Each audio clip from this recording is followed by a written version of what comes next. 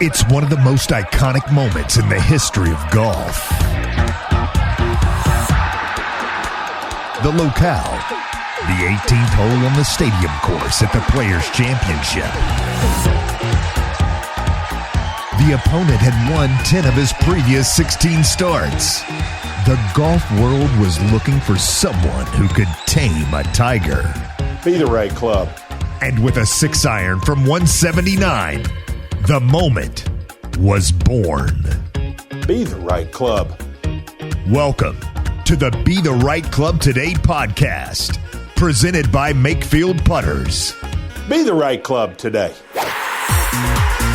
Now, here are your hosts, Mark Greenhalgh and Todd Burrell. All right, everybody, welcome into the Be the Right Club Today podcast, presented by Makefield Putters. Mark Greenhalgh here. No Hal Sutton this week.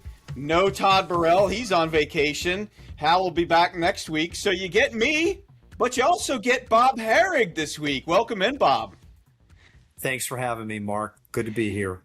Yeah, lots going on. New book out for you, and a little discussion about who's the greatest, Tiger or Jack. Yeah, you know what? It's just a quick aside since you mentioned Hal and he's part of this. He's the only guy who went up against both and beat both. Think about that. Yeah, you know, that is very true. At the PGA that Hal won, Jack finished second. Yes. And obviously Hal won the Players' Championship with Tiger breathing down his neck. You know, the year that Tiger won 3 majors. So it's kind of a neat distinction, and that's in there too in the book. But yeah, no, look, for 20 years we've been talking about Tiger and Jack, which is really kind of remarkable when you think about it in terms of Tiger and how far behind he was Jack. And we were already comparing him to Jack. We were actually talking about him getting to Jack's 18, which is really ridiculous in its own way. Like, how is anybody going to get to 18? How is anybody going to get to 10 majors? And yet there was expectations that Tiger could have done that. And frankly, you know, had there not been his personal strife and all these injuries, maybe he would have. And he still only came up 3 short. So it's I found it to be a great, fascinating topic that probably doesn't have an answer. There's a lot of biases involved for people if they, you know, side with Jack, side with Tiger. But it is really a great debate. Yeah, and when we look at the overall body of work, obviously you got to throw the major championships in there. You got to throw the number of wins in there. How much does the equipment factor into this? Well, I mean, certainly Jack played with a far inferior brand of equipment. I mean, he played with persimmon woods. He played with golf balls that might not have always been perfectly round, especially in the early part of his career. Certainly today, is there a pro golfer that plays with a golf ball that's inferior? Unlikely. You know, it's just, I mean, even if you have your brand preferences, those golf balls are all very, very good. That wasn't the case in Jack's time. But on the other side of this, I would argue, to this day, Tiger is an amazing ball striker. Like, whenever he does come back, and if he tries to get back out there, he'll be an elite iron player still. Like, Tiger still has the skills. But if he had to play with persimmon woods, he might have been better in terms of everybody else. Like, the record might have been wider because metal drivers allow you to close the gap. You could get away with mishits more. Adam Scott has said this. It used to be that the driver was the hardest club to hit. Now it might be the easiest because there's so much leeway. And the shafts, you hit it far, you hit it off the toe, it still gets out there. When Jack was playing, and you know, to a large degree, Greg Norman, who was an amazing driver of the ball, you know, they had to hit it on the screws. They had to hit it on the sweet spot. And if you tried to swing too hard to kill it and missed, that ball was going way offline, which is why Jack was so good. He could hit it on the screws farther than anybody. and so could Tiger. So, I think that's an interesting part of the debate, the equipment aspect.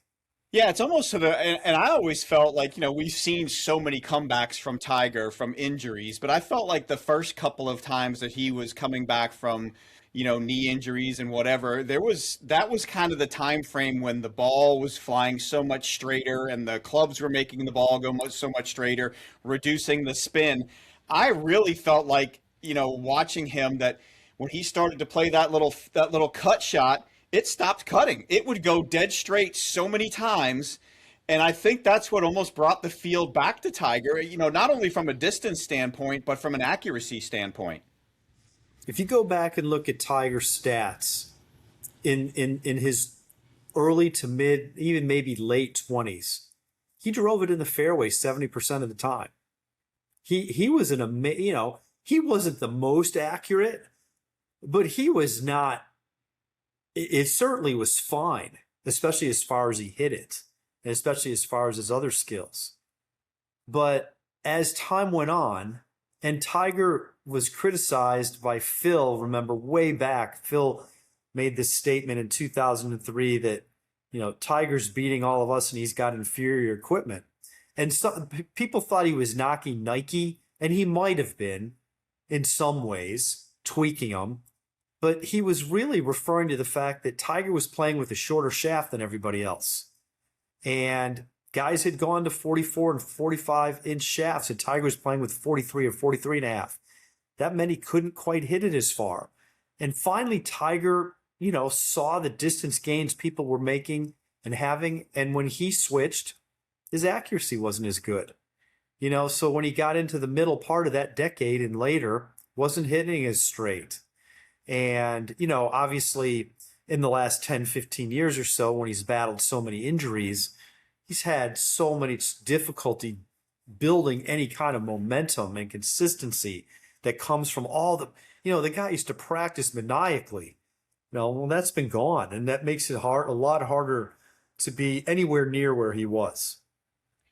Does Jack's Champions Tour play into this at all? And will Tiger have a chance, even if he does come back to play, if he gets half of what Jack did on the Champions Tour after all these injuries? Does that factor into anything? I did not consider it because I tried to compare them up to age 50. The Tiger just turned 50.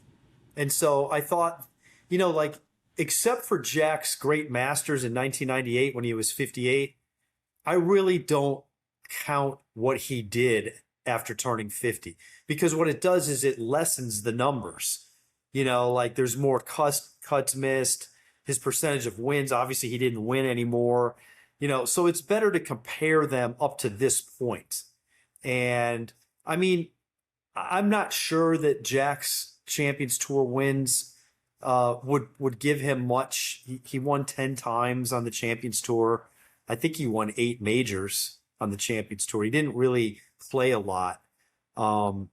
So in my mind, that isn't part of the discussion. Where do you think Snead and Hogan fit into this conversation? Obviously, Snead at the top of the list with Tiger in terms of career wins.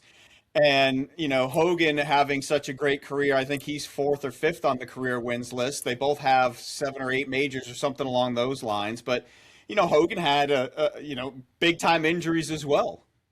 Yeah, I actually, in the book, highlight 3 other players that I think should be in the discussion. I didn't highlight Sam Snead. You could. He had 7 majors. But I went with Jones, Hagen, who had 11 majors, and basically before there was a Masters, right? And doesn't get credit for winning the Western Open 5 times, which was I distinguished back then. Major was an adjective. The Western Open was a major tournament. At some point in time, we started calling them majors a noun. That wasn't really the case back in the Walter Hagen era. But still, if you give him those 5, that's 16. And then, of course, Ben Hogan, who won 9 majors, amazingly 6 of them after that car crash. He never played as many as 10 tournaments in a year after 1950. And so you can think of all the opportunities that he missed. Now, look, I wanted to keep the discussion a little shorter. Certainly, Sam Snead could be in there. 82 wins, 7 majors. I would also argue that some of Sam's wins were a bit dubious in the way that we do record keeping. And really the PGA Tour should go back and put some resources into really diving into that. They tried it one time in the 1980s. They did take some away from him, but they also gave him some. He has several 54 and 36 hole wins on his record. There's a lot of sort of ambiguity about some of those wins, but still, he clearly won a lot and was a great player and also had longevity. But I got more into, first of all, Bobby Jones is sort of the one who set the standard for majors. That's what people were chasing until Arnold Palmer came along and kind of got our thinking skewed towards the pro majors, the ones that we know today. And I get into the deep background on why the majors are important and how they evolved and how they just kind of happened, which is actually kind of cool. Like nobody anointed them. No governing body said this is a major. They just kind of happened, and that's what we accept today. Yeah, and obviously both Jack and Tiger had their own tournaments very, you would say, earlier in their career than you would think. I mean, I just wrote about this week. This is the 50th anniversary of the Memorial, Jack's tournament. It's the 51st playing of it. And that tournament began when Jack was 36 years old. He started dreaming about it and envisioning it when he was 26, when he won the Open at Muirfield. And he started putting together a plan to buy land and get investors to build a golf course in his hometown. And, by 10 years later, not only did he have a golf course, but he had a tournament. And it quickly became one of the biggest tournaments outside of the majors. Like today, things are skewed because of the signature events, and before that, the World Golf Championship events. But back then, before there was other than the majors, there was the Players Championship, which was relatively new then, and there was the Memorial. And he beat Arnold Palmer to a tournament. Arnold Palmer's Bay Hill tournament didn't come along until 1979. So it's pretty remarkable. And then you're right about Tiger. Tiger's been involved with 2 or 3 different tournaments, 4 tournaments over the life of his career. But the one that's in the Bahamas, the Hero World Challenge, which began as I believe as like the Chevron and then became the Target, or it was the Target, the Chevron played out in California. I mean, he was in his early 20s when that started, and although even though it's not official, it was still a pretty big deal. And now he's associated with Riviera and the Genesis. He's been involved there for 7 or 8 years now. That is an official tournament, and in fact, it's one of the 3 legacy events along with the Memorial and the Arnold Palmer Invitational. I mean, legacy events and Tiger is just 50, so it's pretty special that they both have those. Yeah, I mean, it's always crazy. We're always trying to, compare guys from other eras. Basketball's a big one. Who's the GOAT in basketball? And man, it's always funny when you get into these conversations. It's like you sometimes leave out somebody. I mean, you've got Bill Russell, who won how many straight championships with the Celtics? I mean, they won 12 or 13 straight, and nobody really puts him at the top of the list. Yeah, I mean, obviously that discussion oftentimes is between Jordan and LeBron, right? But what about Kobe? What about Shaq? What about Bill Russell? What about Kareem Abdul-Jabbar? I mean, but in golf, I really do kind of think there's 2 that set themselves apart. I mean, we can talk about Hogan being great, and you wonder about his missed opportunities, but the bottom line is they were missed opportunities. He didn't get there, and so we don't know. Jones, his career was built at a time when amateurs were a big deal in the game, but he won 6 quote majors that were not open to pros. So that meant Walter Hagen couldn't play in them. Now, of course, Jones couldn't play in the PGA, and Hagen won that 5 times. Jack won 5 PGA championships, but there used to be 40 club pros in the field. When Tiger was winning it, there was only 20. Mm-hmm. So you can make the argument that the field was tougher. It had more tour pros in it when Tiger was winning it. So there's so much of this that we can go back and forth on, which I think is why it made for a great story to tell. Yeah. And Bob, what would it take for a modern player, here we are, let's say 2020 and beyond, what would it take for a modern player to even be considered as in that conversation? How many major championships would they have to win? I mean, it's more than 10. Yeah, I think if you got to 10, that might put you in the conversation. Because if you think about it, all right, take Walter Hagen out. He had 11. Hogan got to 9 in an era a long time ago, halfway to Jack. All right. In today's world, there's nobody more than 6, Rory and Phil. 6 is probably the new 12. Yeah. It's probably as impressive as getting to 12. So if somebody got to 10, that's really amazing. So I think if somebody ever got to double digits, you're going to then compare them to Tiger and Jack because you're doing it in an era where it's probably harder to win them. But if you can't even get halfway there, I mean, you need to at least get halfway to Tiger, 7.5. So let's call it 8. If Rory could get 2 more and he's got 8, and he's got 30 PGA Tour wins, let's say he gets to 40. It's crazy to think 40 is going to be amazing. I don't know if anybody will ever get there except for maybe Rory. Maybe Scotty's got a chance. And if they get there, they're going to be halfway to Tiger. That's what really sets Jack and Tiger apart, that they were able to distance themselves in so many ways. Yeah, and I mean, the benchmark, the PGA Tour has the lifetime exemption if you get to 20 wins. There are only 40 guys in the history of the PGA Tour that have 40 wins. Have 20 wins. And there's only 3 active you said Rory with 30. You got Dustin Johnson, who's not even active on the PGA Tour anymore, with 24. And Scotty Scheffler's now at 20. Right. And Phil has 45. He's not active either. Yeah.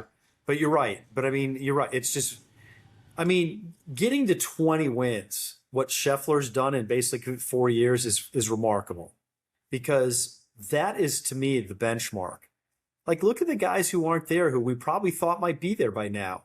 Justin Thomas, Jordan Spieth. They've stalled out a little bit. It's not that easy. And so to get beyond 20, I certainly Scheffler's got a long window ahead. He just turned 30, or he's about to. If he doesn't burn out, if he keeps it going, can he add a couple more majors? Can he get that PGA Tour total up to 30? But as he's even seeing this year, and as we're seeing, it doesn't always go your way. He's played a lot of good golf this year and not won. So it's not such an easy task. Let's talk a little bit about the years that you've spent in the media and covering golf. What's been the biggest evolution for you in how golf has been covered? Well, I think the internet certainly has changed things. I started at a time when there wasn't really an internet. I was a newspaper writer, and I covered golf. I went to the majors. But you were. It wasn't the. I don't think there was the intensity that later came on. Now, look, today there's a lot of media that's backed off. There's not the print media covering golf that there used to be. I live in Florida, and I worked for a Florida newspaper down here, and for years I'd go to the Masters and there'd be 10, 12, 15 Florida newspapers represented. Now 1 or 2 go. It's newspapers have given up on covering golf because they put their resources into their local teams, and the attitude is, well, we can get that elsewhere. Mm-hmm. So the media landscape has changed a big time in that regard.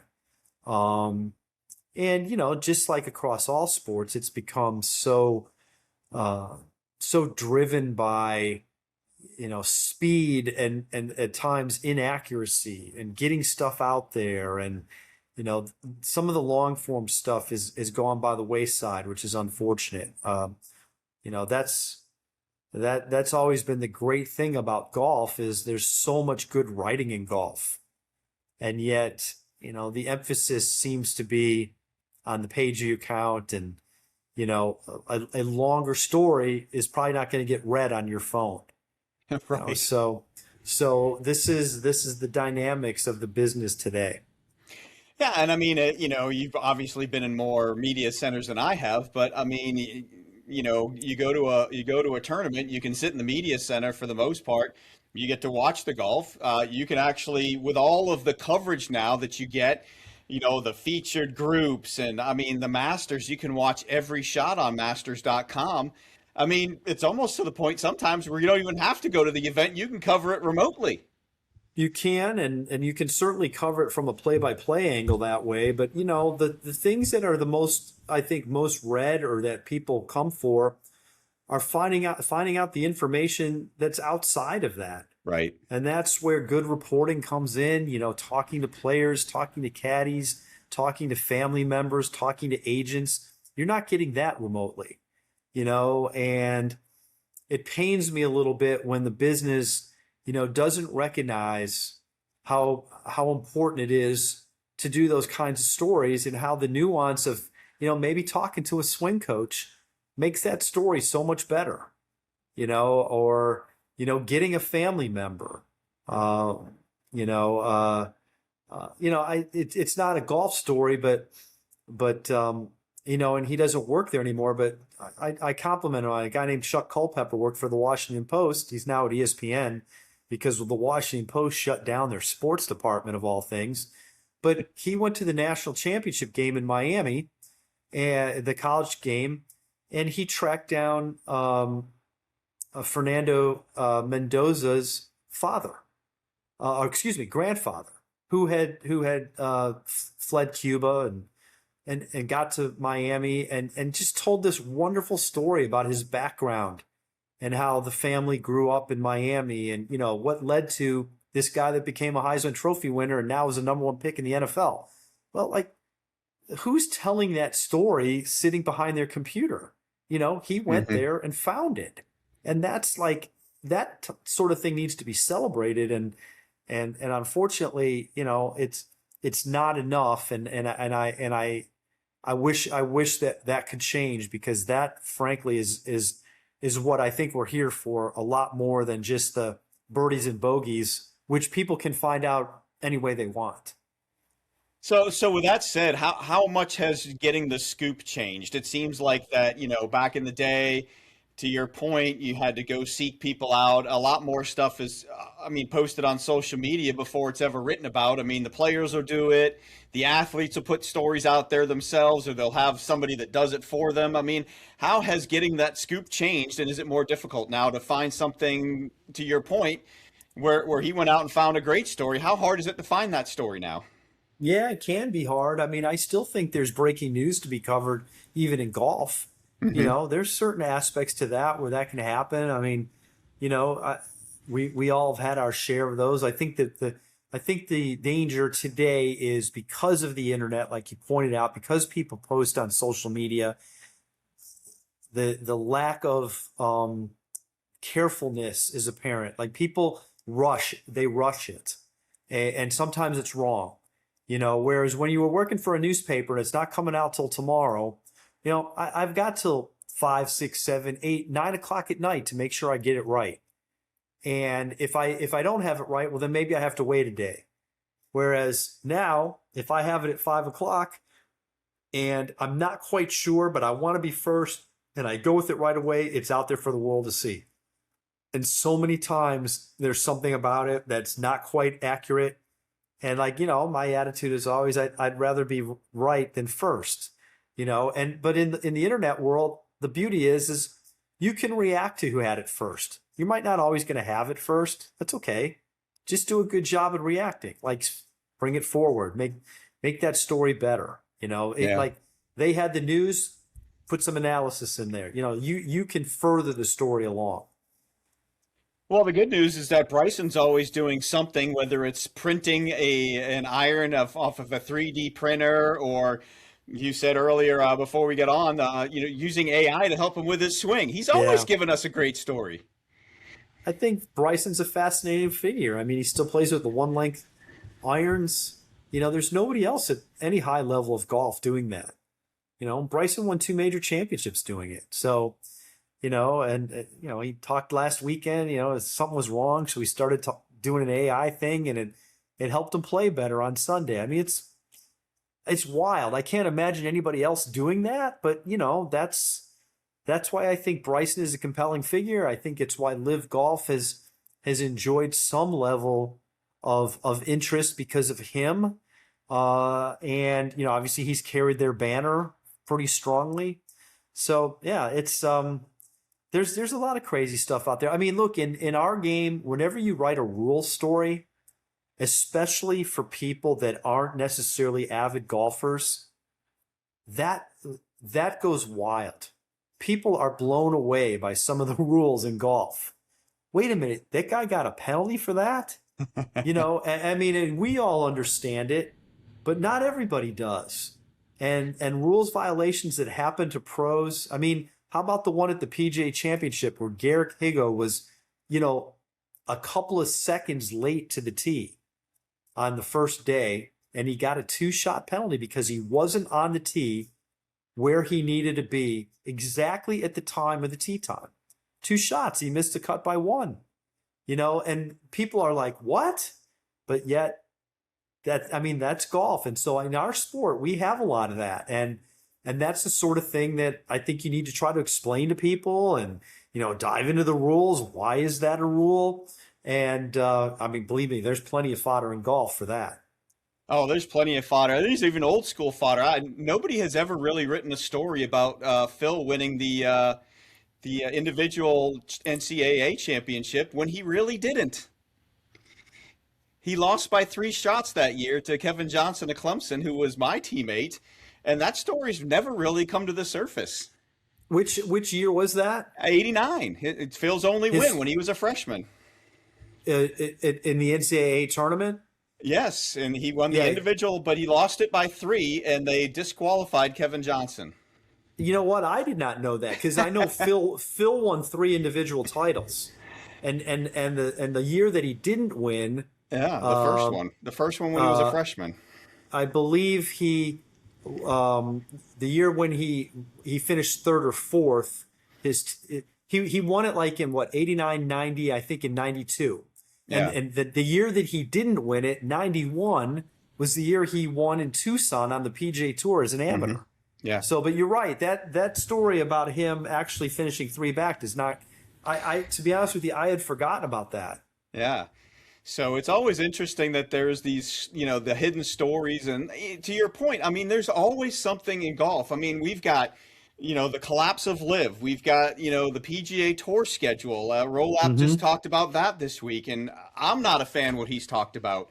I've been talking about schedule for months now on the podcast, on the radio show, and if they're going to have these tier 1 and tier 2, to me there should be guys that in events and tier 2 events that play well enough and they get to go play in the next tier 1 event. I mean, it doesn't sound like they're going to do something like that, but right. I want more. I don't know if I want more volatility, but I want guys that are playing well on that second level to have a chance to bump up and play the next event. And if they play well at that, they get to play the next one. I mean, it's really easy to figure out. Heck, I had AI, give me a whole bunch of stuff, and it came back with a great, outline of the events. And I obviously I prefer to have the week off after the major, and he's talking about the week off before the major. Some of this stuff doesn't make sense to me, but there's always something to write about. That's the good news. There is. I mean, I tell people all the time, like, why did you cover Live so much? Well, because you had some of the biggest names in the game go over there and disrupt it. How do you ignore them? I mean, a year after Phil became the oldest major champion at the PGA Championship, he was not playing in that tournament because of the comments he had made about, the PGA Tour. And then a month later, he joins Live. I mean, 13 months after he had this incredible accomplishment, he's going over to play for Live. Well, are we supposed to ignore that? You can't. No. I mean, I was never a fan of it, but you can't ignore it. No, I mean, and I'm fine with people who aren't a fan with it. I mean, I get why some of them aren't. I get the issues that people had with it. I also understand some of the aspects that people liked about it. That's fine.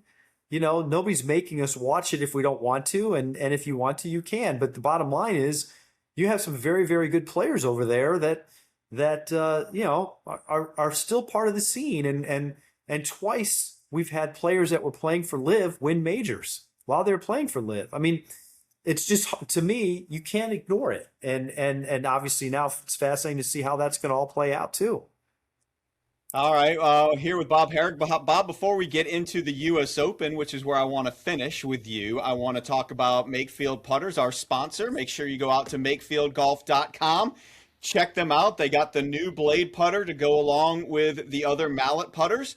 They got the 3-weight system and all of these things, all of the customization that you can do, different colors, personal logos, different shafts, different grips, different bends in the shafts. You definitely want to go get fitted for one of these putters. And man, I tell you what, Brooks Koepka probably needs to be using one, although he seems to be putting a little bit better these days. But I keep telling the guys at Makefield they should just send him one and see what he does, or go fit him for it. Like, capture him and try and fit him for it. Also, by Peak Vision, see like you've never seen before with Peak Vision sunglasses. The difference is immediate. Get ready for the season and use the promo code GS15 at peakvision.com.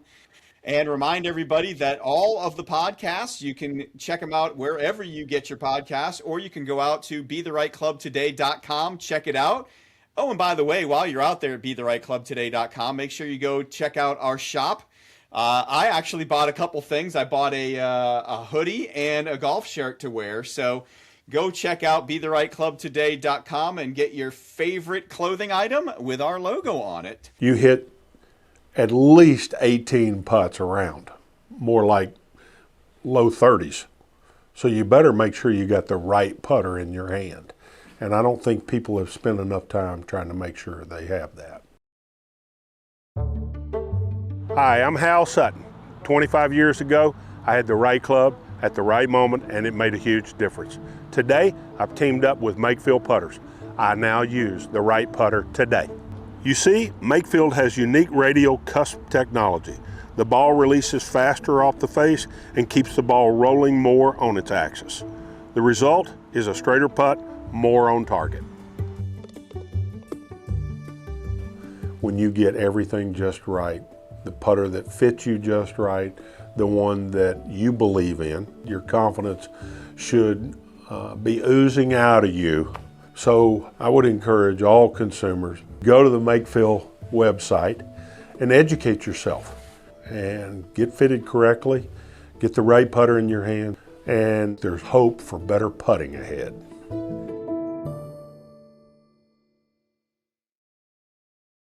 You may have heard that polarized lenses are correct for the golf course. Stop! Polarized lenses can distort depth and diminish detail. Peak Vision's patented dual zone lens is non-polarized. You get 3 times more visual information for sharper reads, faster reactions, and total focus on fairways and greens. Don't buy polarized sunglasses. See like you've never seen before. Visit peakvision.com and use the code GS15. That's code GS15.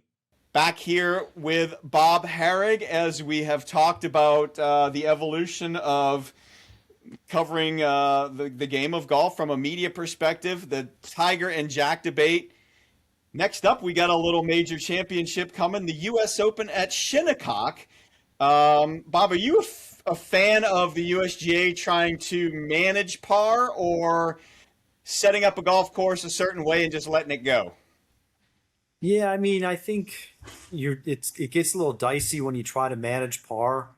I think weather is such an important factor in that. Can't be helped sometimes. But by all indications, they don't really have to do much at Shinnecock. Right. It's gonna be tough. and if they make the rough so that you can't advance it out of the rough, well then, the scores are going to be tough, tough to be low because guys are just going to miss fairways. It's inevitable. So, I sort of, look, the last two times it's been at Shinnecock, I think they overdid it. There was controversy because of the way they treated some of the greens. We saw it with Phil actually the last time. Way before that, there was an issue the year Retief Goosen won. And so I hope we don't have that because I think the golf course, and you know what? If a guy shoots 63 or whatever, so what? Tip your hat. I mean, we had 262s at LA Country Club in 2023. And I don't think anybody thought any less of the golf course because it actually stood up very, very well over the weekend. It was a tough test. Even in 2018, when Brooks Koepka won, and I believe the winning score was even. +1. Or was it one? +1. How about that? +1. Tommy Fleetwood had a putt for 62 in that final round, which would have been 8 under. And actually missed a playoff by a shot, I believe, because of it. So, I mean, that day they eased off, and there was some scoring that was allowed. But I mean, look, the winning score was over par. I don't know, like if it's 1 over or 2 or 3 or 5 under, what's the difference? It's still a great tournament. I think that was borne out at the PGA, where look, Aaron Rai broke away the last day to get to 9 under. But I mean, for a good part of that tournament, nobody was getting better than 4 under, right. 5 under. And there was some complaining, but I thought it made for a compelling event. So, and I don't think anybody thought it was tricked up. It was just hard. And it was green complexes that had difficult pins. It's interesting. Raymond Floyd at 86 -1, Corey Pavin in 95 at even. Retief Goosen, like you said, in 04 at 4 under, and Brooks Koepka in 18 at +1. I wouldn't consider any one of those bombers, the longer hitters. I mean, Brooks can hit it a long way, but he generally doesn't. I mean, if you watched him at the PGA, he was routinely getting outdriven in his group. And, he's not short, but he's above average. But Raymond Floyd, not necessarily a long hitter. Corey Pavin, definitely not a long hitter. And Retief Goosen, not a long hitter. But the one thing they all have in common is they are all ball strikers. Are we going to see that again at Shinnecock? Yeah, I think so. I think it's inevitable. You've got to hit it solid to hold the greens, to get it close. I mean, that's why I think it kind of bodes well for Scotty.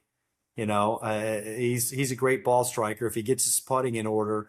I mean, a guy like Morikawa, if he's healthy, guys like that, I think are the ones who are gonna rise up. And just like you pointed out, those are the types of players that have done well there before, and I would not be surprised to see that again.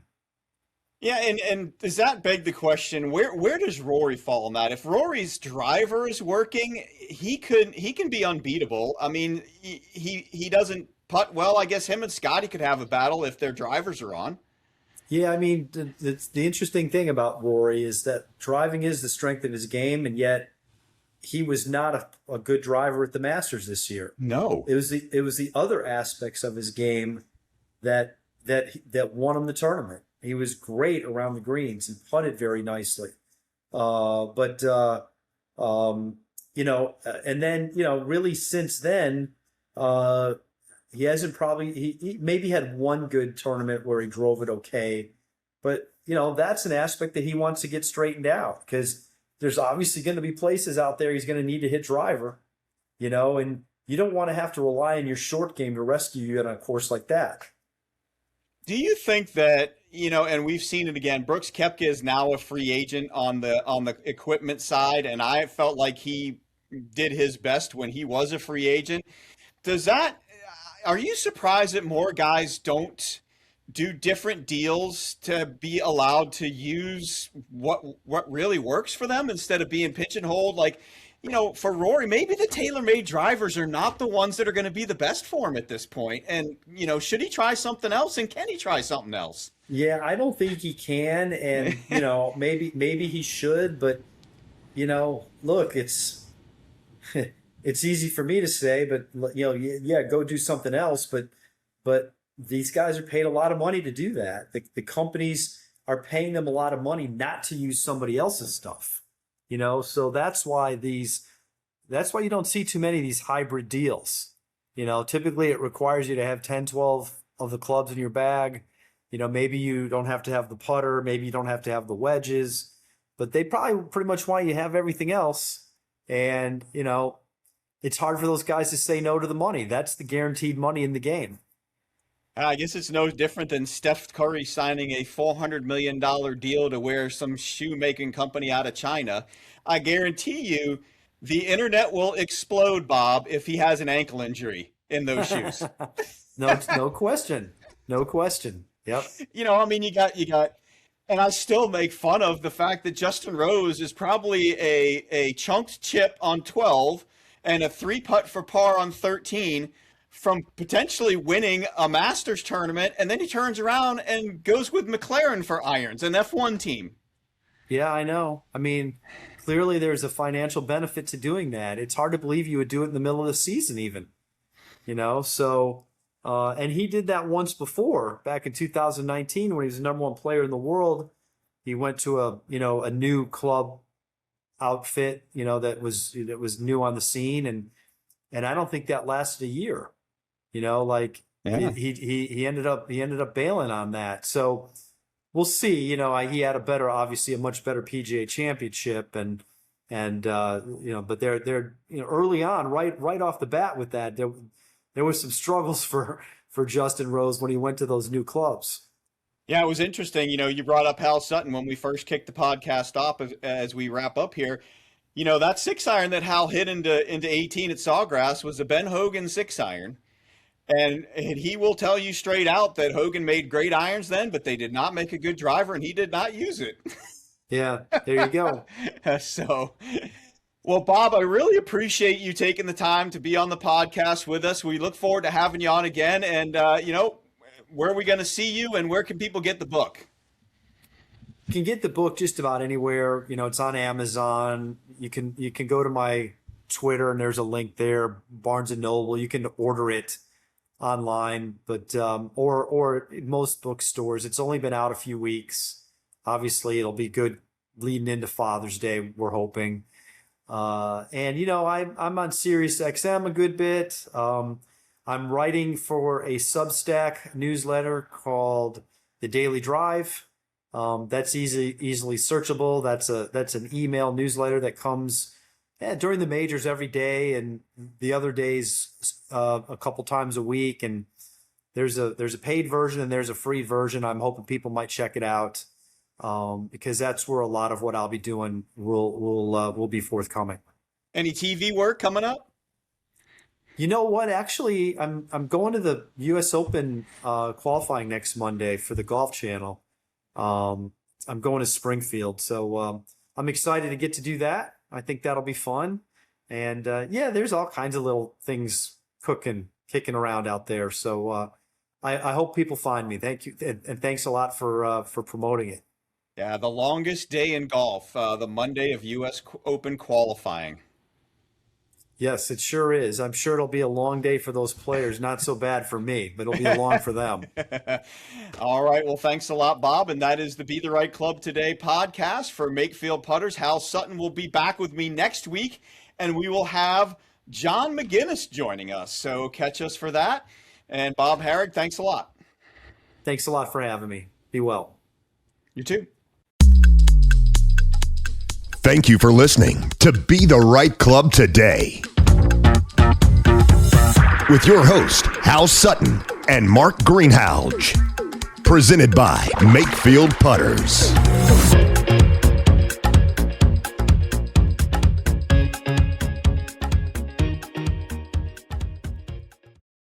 The preceding episode was a production of Moonlight Media Works in association with Walk Marketing.